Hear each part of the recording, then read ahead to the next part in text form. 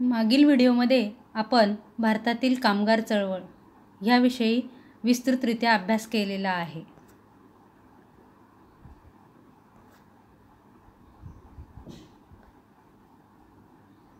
भारतातील शेतकरी चळवळ 5.4 फार्मर्स मूव्हमेंट इन इंडिया ह्या पॉईंटचा इथे आपल्याला डिटेल अभ्यास करायचा आहे. भारत हा प्रामुख्याने कृषीप्रधान देश आहे. India is predominantly an agricultural country.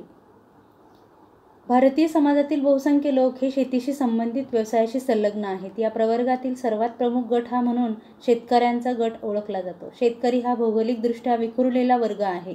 तरीही असंतोषाला प्रतिसाद म्हणून त्यांनी एकत्र येण्याची उदाहरणे भारतीय इतिहासामध्ये आपल्याला सापडतात. भारतातील शेतकरी संघर्ष आपल्याला समजून घ्यायचा असेल तर काही मुद्द्यांचा इथे आधार घेणं खूप आवश्यक आहे. A range of groups are associated with farming in India, the most predominant of which may be said to be the farmers. The farmers' struggle in India is documented with reference to the following important phases. First point आपण बघतोय प्राथमिक काळातील असंतोष. 1857 ते 1921 पर्यंतचा हा कालावधी आहे.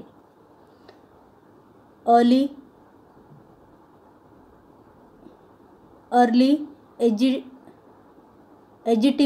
एजिटिमेस 1857 to 1921. Early agitation 1857 to 1921. Kathleen Gough has described the British period, highlighting the changes that impacted the rural pockets of India. यामध्ये आपण जर बघितलं तर कॅथलीन गफ यांनी ब्रिटिश काळाचे वर्णन करताना त्यांचा भारताच्या ग्रामीण भागावर झालेला परिणाम या ठिकाणी अधोरेखित केलेला आहे. ब्रिटिश राजवटीच्या सुरुवातीच्या काळामध्ये जर विचार केला तर आपल्याला भारताच्या ग्रामीण भागामधील झालेला परिणाम अधोरेखित करता येईल. ब्रिटिश राजवटीच्या सुरुवातीच्या काळातील महसूल प्रणाली शोषणकारी स्वरूपाची होती. शेतकरी, शेतमजूर यांना ब्रिटिश अधिकाऱ्यांना कर देण्यासाठी सावकारांकडून पैसे घ्यावे लागत होते. या टप्प्यात जमीनदारी व्यवस्था प्रचलित झालेली होती, ज्यायोगे गरीब शेतकऱ्यांकडून पैसे वसूल झाले नाहीत तर जमीन मालक त्यांची जमीन हिसकावून घेऊ शकत होते. बऱ्याच गरीब शेतकऱ्यांनी त्यांच्या वंशपरंपरागत ज्या काही जमिनी व संसाधनांवरील आपला हक्क गमावलेला होता. याच काळामध्ये दुष्काळ आणि नैसर्गिक आपत्ती यामुळे परिस्थिती अधिक गंभीर झालेली होती. शेतकऱ्यांचे कर्जबाजारी पण वाढत गेलेले होते आणि त्यामुळे शेतकऱ्यांमध्ये प्रचंड असंतोष पसरलेला होता. The farmers and the peasants had a rely on money leaders to pay lagan taxes to the British authorities.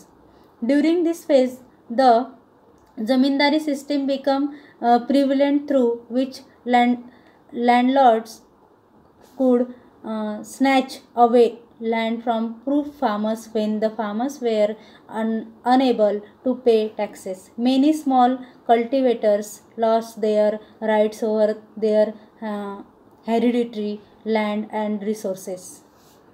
अशा पद्धतीने या काळामध्ये बंड स्वरूपामध्ये अनेक उठाव झालेले दिसतात. Survival revolts took place during this period. Survival sociologist like A.R. Desai, doctor D.N. धनागरे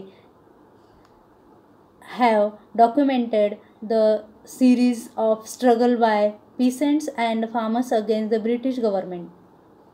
D.N. धनागरे यासारख्या अनेक समाजशास्त्रज्ञांनी ब्रिटिश सरकारविरुद्ध शेतकरी आणि शेतमजुरांच्या संघर्षाच्या मालिकेचे दस्तऐवजीकरण केलं. म्हणजे कागदपत्रांची जुळवाजुळव त्यावेळेला त्यांनी केलेली आहे. आणि काही उदाहरणं जर बघितली तर सावकाराविरुद्ध डेक्कन उठाव, बंगाली कुळांचा जमीनदाराविरुद्धचा उठाव, a few name the Deccan Riots against movement leaders, the upsurge by Bengal. अशा काही उदाहरणं आपण जर बघितली तर पंजाबमधील शेतकऱ्यांचा सावकाराविरुद्धचा संघर्ष 1917 ते 18 नॅशनल काँग्रेसच्या नेतृत्वात 2 मोठे शेतकरी संघर्ष झालेले आहेत. त्याचबरोबर बिहारमधील नीळ बागायतदाराच्या विरोधामधील चंपारण्य संघर्ष आणि पीक नासाडीच्या पार्श्वभूमीवर कैरा येथे शेतमजुरांनी जमीन महसूल जमा करण्याच्या विरोधातला संघर्ष, शेतकऱ्यांच्या तक्रारी आणि त्यांच्या मागण्यांची दखल घेण्यासाठी काँग्रेसने शेतकरी समित्या स्थापन केल्या. अशा वेगवेगळ्या प्रकारे आपल्याला इथे सुरुवात झालेली दिसते.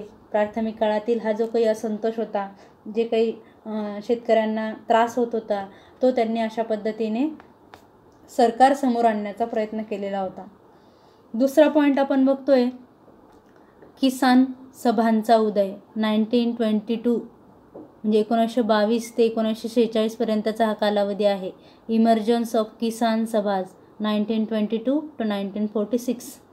या कालावधीचा जर आपण विचार केला तर जमीनदारांना आणि भांडवलदारांना पाठिंबा देण्यासाठी इथे काँग्रेसने घेतलेला पुढाकार आपल्याला दिसतो. आणि या पुढाकाराने काय झालं, मात्र संघर्ष करणाऱ्या शेतकऱ्यांमध्ये नाराजी निर्माण झाली. ती कशी झाली तेही आपल्याला इथे बघणं आहे. The Congress supporting the capitalist did not go down well with a section of struggling farmers. In 1926 to 27, many Kisan Sabhas were organized in Bengal, Punjab and Uttar Pradesh with revolutionary plan in mind. The Kisan Sabha movement started in Bihar under the leadership of Swami Sahajanand Saraswati with the purpose of raising voices against the zamindari system. The representatives of the Kisan Sabhas from Bihar and Uttar Pradesh presented a memorandum in the all-party conference covering the major demands to struggle of the peasantry of Bardoli district, Gujarat, broke out the succession, the first in 1928 to 29 and the second in 1930 to 31. आपण बघतो इथे की 1926 ते 27च्या दरम्यान बंगाल आणि पंजाब, उत्तर प्रदेश या प्रदेशामध्ये अनेक किसान सभा ह्या क्रांतिकारी संकल्पनांसह आयोजित केल्या गेल्या होत्या. स्वामी सहजानंद सरस्वती यांच्या नेतृत्वामध्ये बिहारमध्ये जमीनदारी विरुद्ध आवाज उठवण्याच्या उद्देशाने किसान सभेच्या चळवळीला प्रारंभ झाला. बिहार आणि उत्तर प्रदेशामधील किसान सभेच्या या प्रतिनिधींनी आपल्या सर्व मागण्यांच्या संदर्भामध्ये सर्वपक्षीय अशी एक परिषद आयोजित केली होती आणि तिचं निवेदन सादर केलं गेलं. बारडोली जिल्ह्यामध्ये शेतकरी वर्गाचे 2 संघर्ष एकापाठोपाठ एक सुरू झाले. पहिला संघर्ष हा 1928 ते 29 मध्ये आणि दुसरा 1930 ते 31 मध्ये. अशा प्रकारे हे इथे बारडोली जिल्ह्यामधील 2 संघर्ष आपल्याला एकापाठोपाठ एक बघायला मिळतात. दिस रिझल्ट इन द, आपण जर बघितलं तर याचा रिझल्ट काय झाला नंतर, this result in the formation of the all Indian Kisan Sabha ALKS at the Lucknow session of the Indian National Congress in April 1936. The struggle spread to the other parts of India as well. 1936 मध्ये, April 1936 मध्ये भारतीय राष्ट्रीय काँग्रेसच्या लखनौ अधिवेशनामध्ये अखिल भारतीय किसान सभा AIKS ची स्थापना झाली आणि हा संघर्ष भारताच्या इतर भागातही पसरला. पंजाबमध्ये राजा महेंद्र प्रताप यांच्या नेतृत्वामध्ये शेतकरी चळवळ उफाळून झाली. पंजाबमधील शेतकरी आणि शेतमजूर एकत्रित आणण्यासाठी गदर पक्षाने महत्त्वपूर्ण भूमिका बजावली होती. गुजरातमध्ये महात्मा गांधींनी खेडा या गावी ब्रिटिश सरकारच्या विरोधामध्ये गरीब शेतकऱ्यांच्या संघर्षाचंही नेतृत्व केलेलं होतं. दक्षिणेकडील पट्ट्यामध्ये जर बघितलं तर आंध्र प्रदेश, उदाहरणार्थ आंध्र प्रदेश वन कायद्याविरुद्ध संघर्ष सुरू झाला होता आणि या टप्प्यामध्ये शेतकऱ्यांची एक स्थिती अधिक खूप बिघडलेली होती, ज्याचा परिणाम म्हणजेच अनेक बंडस्वरूप निषेधात्मक आंदोलनाची ती एक मालिका सुरू झाली. आणि ह्या मालिकेदरम्यान आपण बघतो की खूप मोठं नुकसान हे शेतकऱ्यांचं झालेलं आहे. या संदर्भात the struggle spread of the other parts of India as well in Punjab, the farmers movement युरोप under the leadership of Raja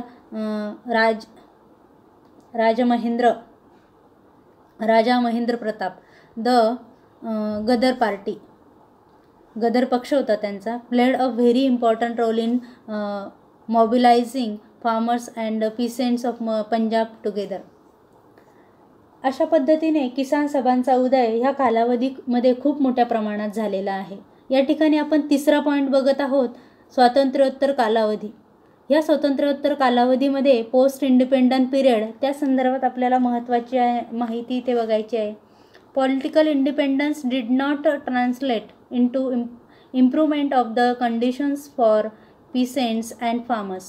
The emergence of farmers movements in the post-independent era can be located somewhere in the 1970s. Understandably, the unrest was felt in the states that were agriculturally, commercially developed states in their economic orientation. Example, Punjab, Haryana, Uttar Pradesh, Maharashtra, Gujarat, Karnataka and Tamil Nadu. New ideological perspectives influence the course of the movement in the post-independent era. राजकीय स्वातंत्र्याच्या प्राप्तीनंतरची जर परिस्थिती बघितली तर शेतकरी आणि शेतमजुरांच्या परिस्थितीमध्ये काही फारसा बदल झालेला नव्हता, फारशी सुधारणाही झालेली नव्हती. स्वातंत्र्योत्तर काळातील म्हणजे भारताला स्वातंत्र्य मिळाल्यानंतरच्या काळामध्ये शेतकरी चळवळीचा उदय हा 1970च्या दशकातला आपल्याला दिसतो.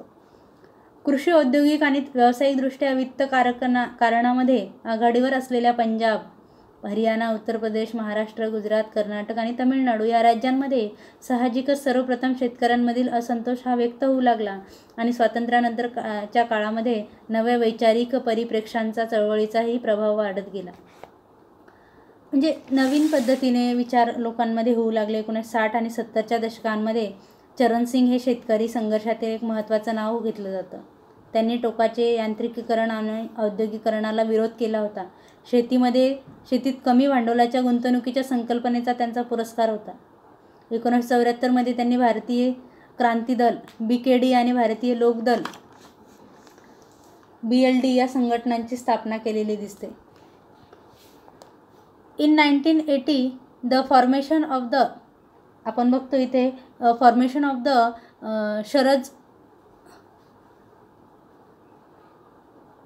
शेतकरी Sanghatana under the leadership of Sharad Joshi and Karnataka Rajya Raitha Sangha under the leadership of MD Nanjundaswamy are milestone in the farmers movement in India. महाराष्ट्रामध्ये 1980मध्ये शरद जोशी यांच्या नेतृत्वामध्ये शेतकरी संघटना आणि MD ननजुंडास्वामी यांच्या नेतृत्वामध्ये कर्नाटक राज्य रयत संघ याची स्थापना झाली आणि या ज्या संघटना उभ्या राहिल्या त्या खऱ्या अर्थाने भारतीय शेतकरी चळवळीमधील मैलाचा दगड ठरलेला आपल्याला दिसतो. औद्योगिकरणाच्या आणि जागतिकीकरणाच्या या प्रक्रियांमुळे शेतकऱ्यांच्या परिस्थितीमध्ये वेगाने बदल झालेले आहेत. With the progresses of industrialization and globalization, conditions have changed rapidly for farmers. With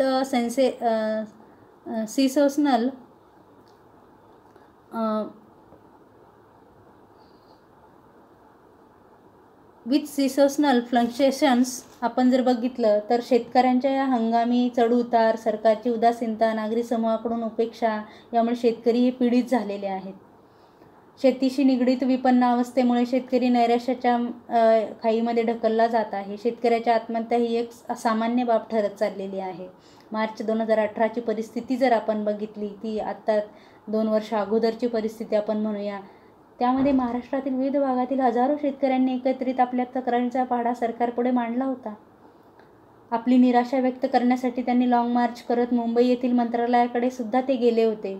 शेतकऱ्यांनी बाजारपेठेशी असहकार पुकारत कृषी उत्पादन रस्त्यावर फेकूनही दिलेले आहेत. आजही ते आपल्याला कोरोनाच्या काळात सुद्धा हे शेतकऱ्यांचा असंतोष दिसून येतो. आत्ताच थोड्या कालावधीमध्ये शेतकरी स्वाभिमान संघटनेच्या काही कार्यकर्त्यांनी दूध रस्त्यावर ओतून दिलं, कांदे रस्त्यावर फेकून दिली, टोमॅटो रस्त्यावर फेकून दिली आणि अशा प्रकारे हे शेतकरी आपला असंतोष सरकारला दाखवत आहे. शेतकऱ्यांचा हा संप ही संज्ञा प्रथमच माध्यमांद्वारे वापरली गेलेली आहे. शेतकऱ्यांच्या या संघर्षाचा पूर्णपणे नवा अध्याय आपल्याला इथे म्हणता येईल.